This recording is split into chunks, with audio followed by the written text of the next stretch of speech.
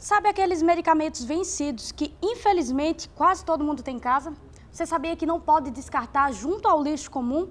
Quem explica isso pra gente é a Lorena Mafra, que é professora do Departamento de Farmácia aqui da UFRN e vice-diretora do NUPLAN, que é o Núcleo de Pesquisas em Alimentos e Medicamentos da UFRN. Muito obrigada, Lorena, por ter vindo. Esse descarte ele não pode ser feito junto ao lixo comum.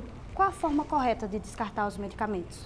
Então, os medicamentos, sejam eles vencidos ou aqueles não utilizados, né, que sobraram de algum tratamento, eles não podem ser descartados no lixo comum porque eles são resíduos químicos. Então, se eles forem descartados no lixo comum, eles não vão ser tratados e aí o que é que acontece? Vão poluir a água, lençol freático, solo, alimentos, né, plantas, animais, e isso tudo retorna para a gente. Vira uma questão de saúde pública. Vira uma questão de saúde pública.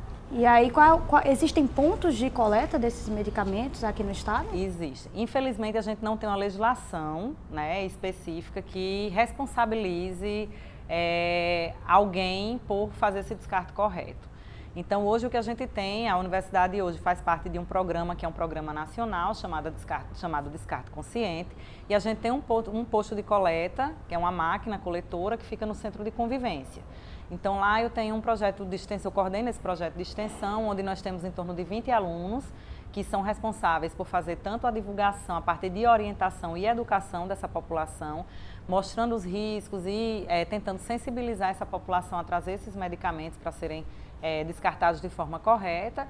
E após cheios os sacos, né, com esses medicamentos, a gente leva para que uma empresa faça a incineração desses medicamentos e assim o descarte correto. Esse projeto ele já está em funcionamento desde setembro, mais ou menos do ano passado, e até hoje a gente já descartou, em média, 150 quilos de medicamentos. Inclusive, teve um stand de vocês na Cientec, né, que estava alertando sobre esse descarte consciente. Isso. E qual é, até agora, qual o recorte que vocês conseguem ter? O pessoal está aderindo, está levando os medicamentos? Como é que está o funcionamento? Para a gente tem sido surpreendente, não tem um único dia que a gente não tenha descarte. Todos os dias a gente tem pelo menos uma pessoa que vai descartar.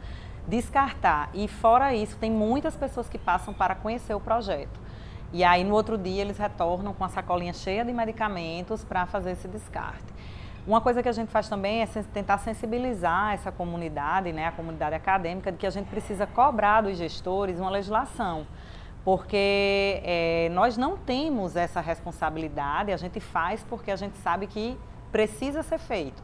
Mas não existe ainda um responsável para esse descarte. Então, a gente precisa cobrar, né, da gestão que seja feita essa legislação. Então, pedimos à população para que, em contato com seus deputados, enfim, vereadores, para que a legislação ela seja feita. Existe uma lei, é um projeto de lei desde 2011 que está depositado na Câmara dos Deputados e até agora não saiu do papel. Então, a gente precisa realmente que alguém seja responsabilizado por isso.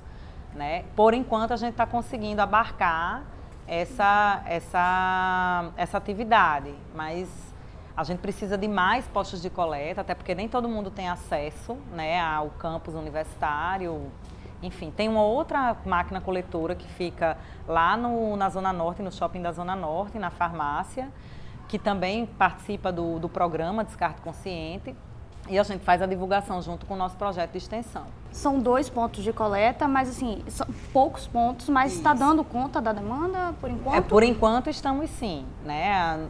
Por enquanto todo o medicamento que a gente coleta, a gente está conseguindo enviar para incineração. Só para a população assim, ter uma noção, quando eu deixo lá o medicamento vencido, seja um comprimido ou líquido, quando eu deixo lá, o que é que acontece? Como é que é o passo a passo depois disso? Vocês separam esses materiais? E normalmente as pessoas chegam com o medicamento dentro da caixa, né?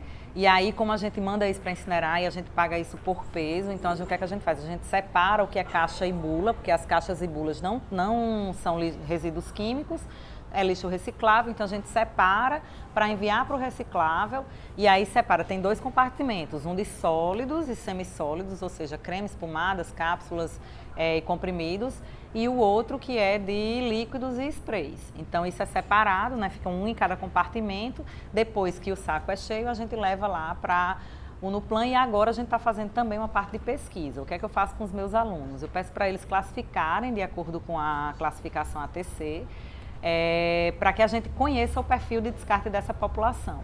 Então, a gente vai ter um recorte no final do que é mais descartado. Se é antibiótico, se é anti-inflamatório, se é psicotrópico, porque aí a gente pode, inclusive, com base nisso, pensar em políticas de melhor uso desses medicamentos. O que é que está sendo mais prescrito, mais vendido, o que é que está sobrando mais, o porquê disso, para tentar minimizar esse problema. Perfeito. Então fica o alerta então, para a população que descarte corretamente esses materiais. É isso mesmo. Muito obrigada. Eu conversei com Lorena Mafra, que é vice-diretora do NUPLAN e professora do Departamento de Farmácia. Muito obrigada. Eu que agradeço.